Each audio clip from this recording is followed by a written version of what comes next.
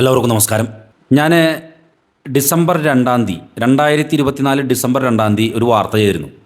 അത് ഒരു സർക്കാർ സ്ഥാപനത്തിൻ്റെ വീഴാറായിട്ട് നിൽക്കുന്ന ഒരു കെട്ടിടത്തിൻ്റെ ലേലവും അതിൻ്റെ പിന്നാലെ നടന്ന ചില സൈദ്ധാന്തിക ഇടപെടലിനെ പറ്റിയിട്ടാണ്. എന്തായിരുന്നാലും ആ വീഡിയോ ചെയ്തതിൻ്റെ അടിസ്ഥാനത്തിൽ വേണ്ടത്ര ഇടപെടലുണ്ടായി. എന്താ സംഭവം? നമ്മുടെ ചാലക്കുടി ITI ഉണ്ടല്ലോ, ചാലക്കുടി ITI, അതിനൊരു ഹോസ്റ്റലുണ്ട്. നമ്മൾ ആ BSNLൻ്റെ കൂടെ റോഡിൽ കൂടെ പോകുമ്പോൾ കാണാം ഈ ഹോസ്റ്റൽ. ഇത് കാലാധിക്യം കൊണ്ടും അതുപോലെ തന്നെ പ്രളയം കയറി നശിച്ച് വീഴാറായി എന്നുള്ള ഒരു സ്ഥിതിയിലാണ് പൊളിച്ചു മാറ്റാനായിട്ടുള്ള ഒരു തീരുമാനത്തിലെത്തിയത്. പൊളിച്ചു മാറ്റണം എന്ന് പറഞ്ഞിട്ടുണ്ടെങ്കിൽ അത് ലേലം വിളിച്ച് കൊടുക്കണം. അതിന് പ്രൊസീജിയറുകളുണ്ട്. നമുക്ക് കാണാൻ സാധിക്കും. നിങ്ങൾ ഈ വീഡിയോയിൽ കാണുന്ന പോലെ തന്നെ ഏകദേശം ഒരു 3 നില കെട്ടിടമാണ്. പണ്ട് 1960കളിൽ പണിത കെട്ടിടമാണ്. അപ്പോൾ ഇതുമായി ബന്ധപ്പെട്ട് എന്തായിരുന്നു ഈ ലേലവും മറുലേലവും എന്നതിനെ പറ്റിയിട്ടുള്ള ഒരു സംഭവം ഞാൻ നിങ്ങൾക്ക് കാണിച്ചു തരാം, ഇട്ടുതരാം. ഞാൻ അന്ന് ചെയ്ത വാർത്തയുടെ ഒരു സംഗ്രഹം, അത് നിങ്ങളൊന്ന് കാണും. Chalakudy government industrial institute hostel കെട്ടിടത്തിന് വെള്ളപ്പൊക്കത്താലും കാലപ്പഴക്കത്താലും കേടുപാടുകൾ സംഭവിച്ചിട്ടുണ്ടെന്നും ഈ കെട്ടിടം തറനിരപ്പ് വരെ പൊളിച്ചു നീക്കുന്നതിന് ചാലക്കുടി ITI പ്രിൻസിപ്പലിനെ ചുമതലപ്പെടുത്തി സർക്കാരിൽ നിന്നും അനുമതി ലഭ്യമായിട്ടുണ്ട്. സർക്കാർ അനുശാസിക്കും വിധത്തിൽ ഈ കെട്ടിടം തറനിരപ്പ് വരെ പൊളിച്ചു നീക്കുന്നതിനുള്ള അവകാശം ഗവൺമെന്റ് ITI ചാലക്കുടിയിൽ വെച്ച് പരസ്യലേലം വഴി നൽകുന്നതാണ്. ഇതുപ്രകാരം നവംബർ 25-ന് ഉച്ചതിരിഞ്ഞ് 2:30 പരസ്യലേലം നടത്തപ്പെട്ടു. ലേലത്തിന് 11 നിബന്ധനകളും നൽകിയിരുന്നു. ലേലത്തിൽ ഏകദേശം 100ഓളം പേർ പങ്കെടുത്തുവെന്നാണ് പറയപ്പെടുന്നത്. ഇതുപ്രകാരം 1,59,000 രൂപ തുക പറഞ്ഞ ആൾക്ക് ലേലം ഉറപ്പിച്ചുവെന്നാണ് പറയപ്പെടുന്നത്.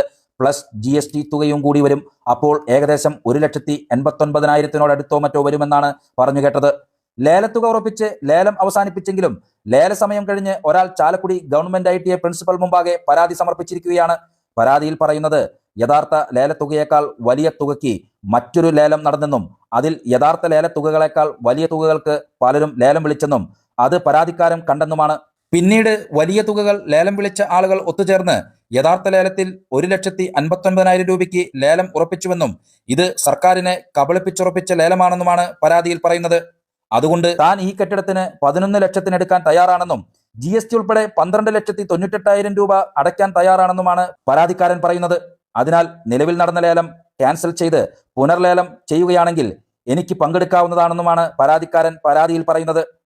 എന്തായാലും ഈ കെട്ടിടത്തിന്റെ മൂല്യം ആര് എന്ത് മാനദണ്ഡങ്ങൾ വെച്ച് എങ്ങനെ തീരുമാനിച്ചിരുന്നുവെന്നും വസ്തുനിഷ്ഠമായ അന്വേഷണം വേണമെന്നും ആവശ്യപ്പെട്ടുകൊണ്ട് San Maria justice forum convener Babu Joseph Puthanangadi കളക്ടർക്കും വിജിലൻസിനും പരാതി നൽകിയിട്ടുണ്ട്.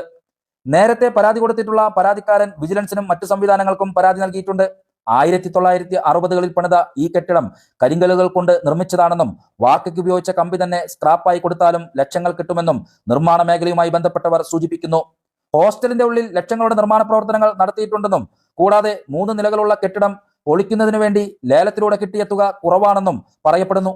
എന്തായാലും വസ്തുതകൾ അന്വേഷിക്കപ്പെടട്ടെ, സത്യം പുറത്തു വരട്ടെ. അപ്പൊ ഇതാണ് സംഭവം.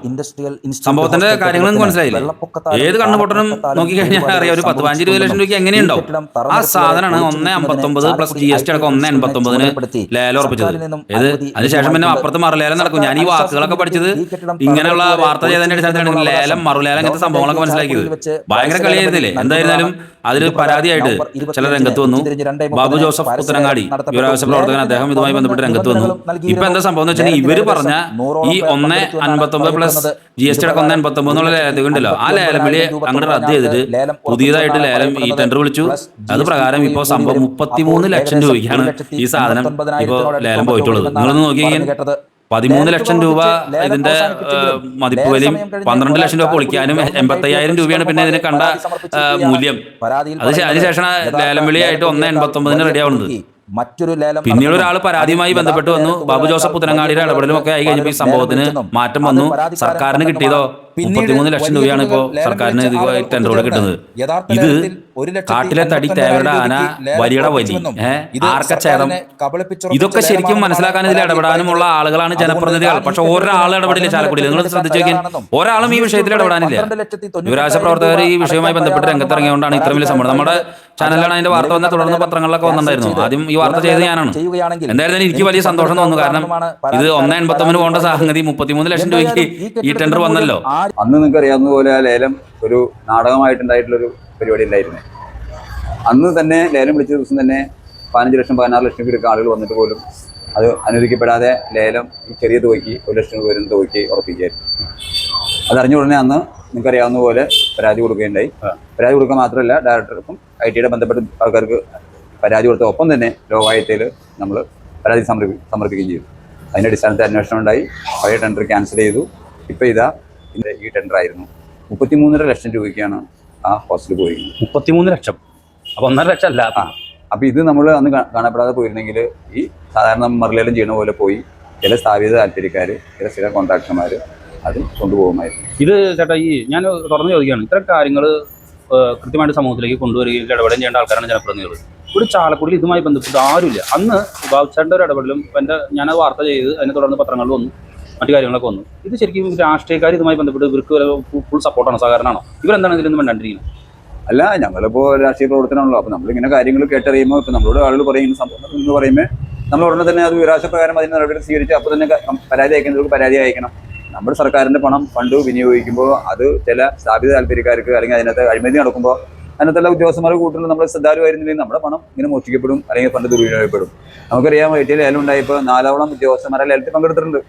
ഒരു ലേലത്തിൽ അവിടുത്തെ സർക്കാർ IT-യിലെ ഉദ്യോഗസ്ഥന്മാർ പങ്കെടുക്കാൻ പാടില്ല.